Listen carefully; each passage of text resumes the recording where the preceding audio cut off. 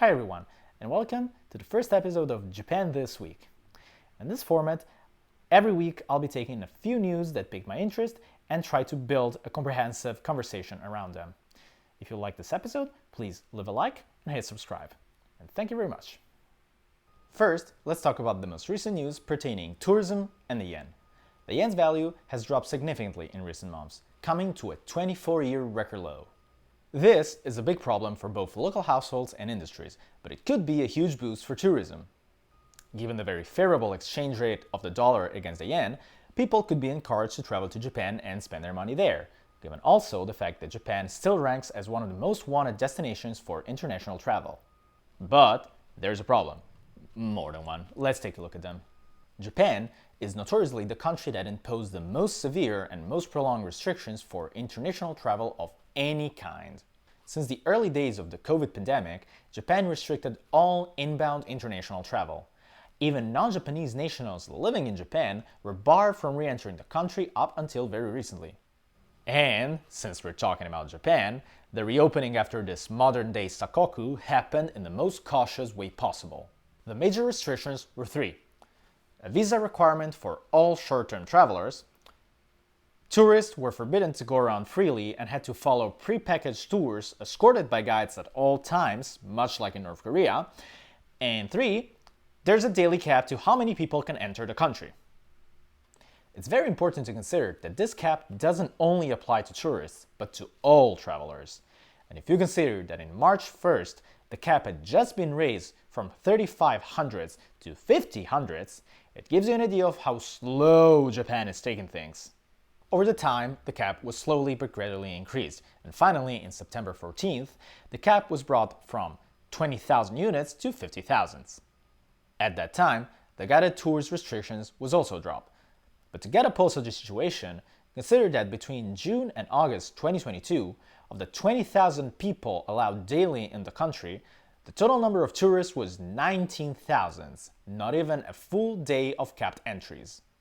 If you compare that to the same period in 2019, when tourists entering Japan were more than 7.5 million, that offers a dire image of how the Japanese tourism industry still hasn't recovered at all. This, of course, is also because all the restrictions are putting off travelers. To give you an idea, before the pandemic, independent travel made up 80% of all tourists entering Japan. We'll have to see if lifting that restrictions and the advantageous prices will lure back travelers. Nevertheless, the reopening could depend on a number of factors. Many accused current Prime Minister of Japan, Fumio Kishida, of having had a tough stance on tourism to gather consensus up until the elections, and now that those are out of the way, pivoting backwards and start looking at the economy. If the yen continues to plummet in value, and it probably will, this could spell a fast-track reopening. A June 2022 survey conducted by Japan News Network found that 64% of the population wants at least the existing restrictions to be eased. But if COVID cases rise again, as they were doing between June and August, the public opinion may shift, as it seems to be doing, and the Japanese government could keep a cautious stance to avoid upsetting it even further. Another important factor we need to consider is the Chinese government's policy on foreign travel. Chinese tourism made up for a huge chunk of Japan's total inbound tourism, and if Beijing keeps the strict quarantine policies for foreign travels it currently has, this could deter a lot of Chinese nationals from traveling abroad. But what does this have to do with the yen? Well, a lot. The yen demand pre-pandemic was already weak because of a swelling trade deficit. Then came the pandemic, and the 4.8 trillion yens that tourists poured in the country were no more. That is around $33.5 billion at the current exchange rate. Then came the inflation, and while the Fed has raised interest rates in a move to try and tackle it, the Bank of Japan is historically against such moves, and its governor, Haruhiko Kuroda, has already said it doesn't plan on changing course anytime soon, in order to protect the ongoing post-pandemic economic recovery. This acting by the Fed, but not by the BOJ, has caused the yen to plummet 20% in value in 2022. Compared to the US dollar, the yen is at its current 24-year lowest, with $1 equal to 143 yen. If you consider that in August 2019 the ratio was 1 to 105, it's staggering how much its value has decreased. The fact that the yen fell so much could mean that tourists will be more attracted to travel to Japan. But economists argue that even reopening the border like before the pandemic right now wouldn't take the yen's value back to pre-pandemic's level. Although it would probably stop its fall, which, in the opinion of many, it's the best course of action the government could take. So, what does the government plan on doing? One of the solutions proposed so far has been boosting domestic travel. In an effort to keep the industry afloat, the Japanese government has issued coupons and discounts to people residing in Japan to incentivize nearby and local tourism, but this solution hasn't solved much. Kishida is expected to announce a change in policy in October, and according to the Nikkei Shimbun, which is famous for reporting on rumors and leaks, he could announce something already this week during his trip to the US. Personally, I hope that Kishida will lift all travel restrictions, and this is the solution that most Japan's economists hope for given the situation the yen is into. But that will also be important to avoid long-standing adverse consequences for Japan. One, for instance, is the loss of interest in Japan and Japanese-related studies at an academic level around the world, as reported by the Japan Times. Japan spent decades trying to create itself this exotic and self-orientalistic image to attract both tourists, capitals, and researchers. But this always contrasted with its not-so-low-key intolerance for foreigners. And now, Japan once again will have to decide between economic flourishing and total seclusion. In other news, let's talk about one of the biggest scandals in Japanese politics right now. Fumio Kishida's government deciding to hold Shinzo Abe's funerals as state funerals. As you might recall, former Prime Minister Shinzo Abe was assassinated last July by Tetsuya Yamagami, a former member of what can be considered the Japanese Navy. Soon after, Kishida announced that Abe's funeral will be held at a state level, unleashing quite a big opposition to this in the general public. There is a variety of reasons for such discontent. First of all, in Japan, this is not standard procedure for when a prime minister dies. So far, former prime ministers' funerals have been held jointly by the state and the party to which the deceased belonged, in a ceremony that wasn't considered national mourning. The only exception to this were, in 1967, the funerals of Shigeru Yoshida, former Prime Minister of Japan between 48 and 54, who was, along with the occupation forces, the maker of a fundamental post-war economic recovery.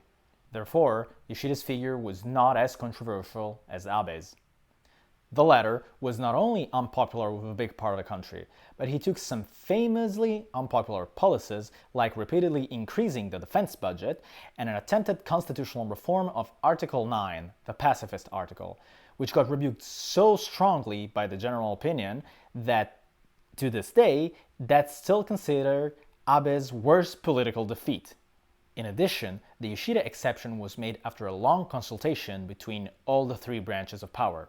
In this case, the decision was taken entirely by the government, completely excluding all other branches of power from the discussion. To clarify, at the moment, the ruling party in Japan is the Liberal Democratic Party, the same to which Abe belonged. Furthermore, apparently there is little legal basis for such a decision, and the opposing party, led by Kenta Izumi, is already challenging it.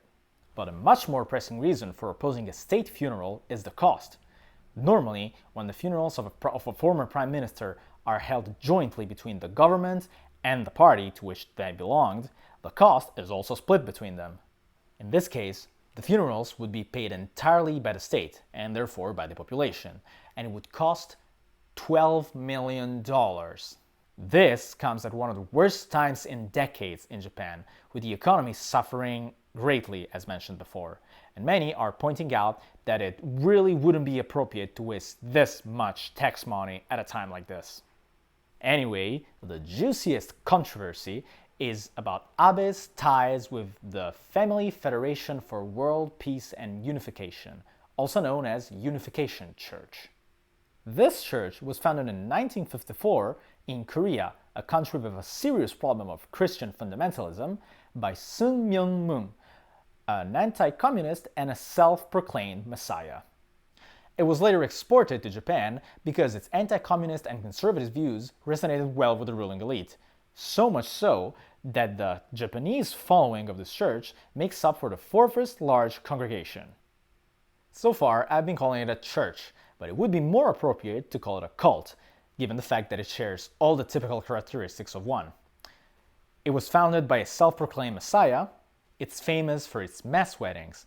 And let's all remember that one of the things that cults work on is peer pressure, and making an intimate event a part of the community is a way to gaslighting people into thinking that they can find this kind of well-being only into said community. And also, it's been accused of brainwashing its members, leading to a radicalized follower base. This brainwashing serves the purpose of asking for increasingly expensive donations in exchange for religious artifacts, particularly seals, in order to repay some alleged bad karma that one person's ancestors might have accumulated. Abe's assassin himself said that his motive for killing him was Abe's ties to this cult, after his mother was dragged into poverty because of it. The existence and proliferation of this cult is, of course, a serious cause of concern in Japan. Let's not forget that Japan has some awful experiences with cults and sects in recent years. The most famous one happened in 1995, when members of a sect called Om Shinrikyo orchestrated 5 coordinated attacks to release sarin gas in 3 lines of the Tokyo metro during rush hours, and they were directed to trains passing through the district where the Japanese parliament is located. They hid the gas containers in public trash cans, and to give you an idea of how this event impacted on the general population perception, to this day, in Tokyo subway you won't find one single trash can, all of them being removed after the facts. Knowing all this, let's look at the news. Day after day we're learning of new cabinet and party members' alleged ties with the cult. Nobuo Kishi, the defense minister and also Abe's younger brother, revealed that in past elections he had help from members of the cult. Public Safety Commission Chairman Satoshi Nunoyu attended an event held by a cult-related organization. Seiko Noda, Minister for Gender Equality and Children's Policies, said her secretary attended an event organized by the cult on her behalf. And even if LDP Secretary General Toshimitsu Motegi said that there is no connection between the party as a whole and the cult, an internal probe by the party itself revealed that at least 179 of its lawmakers, out of 379, had some interaction with members of the cult. There is to say also that this probe has been accused of being partial and superficial, and of having completely ignored Abe's ties to the cult. In August, Kishida removed 7 ministers because of this, in an attempt to stop its government's fallout in the public opinion, but recent surveys show that this wasn't enough. And even after the reshuffling, we learned on Tuesday that the current economy minister, Daishiro Yamagiwa, had a previously unreported connection to the cult, having attended a church-organized event as recently as 2018. These connections seem to be running deep into the LDP, especially into Abe's former faction, and it's difficult to say if in the future the party will ever be able to cleanse itself from this image. Cult issue aside, Abe's funeral will probably be held with an official state ceremony anyway. All the foreign dignitaries and politicians have already been invited, and it's unlikely that at this point the government will change its course of action. But this situation will add to the ongoing religious scandals inside the LDP, and as poll shows, the party is already suffering the consequences. A Yomiuri Shimbun poll held earlier this month found that 56% of the population opposes Abe's funeral being held as state funeral. This fact, plus the Tokyo Olympics bribery scandal and the LDP's ties to the Unification Church, are tanking Kishida's government approval ratings. According to a Mainichi Shimbun survey, only 29% of the population approves of Kishida's cabinet, and according to another survey held by Gigi News Agency, nearly 2/3 of the population disapproves of Kishida's handling of the cult fallout. The conservative LDP has been very strong in Japan in recent years, thanks to and in spite of Shinzo Abe. In my opinion, we'll probably see some more reshuffling, and maybe another probe into the ties between the party and the church, but always at a very superficial level. What's worth noting in all this, beyond the tragedy of Abe's assassination, is the irony.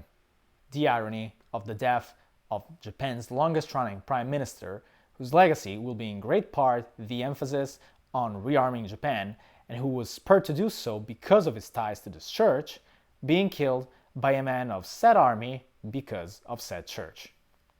This has been Japan This Week.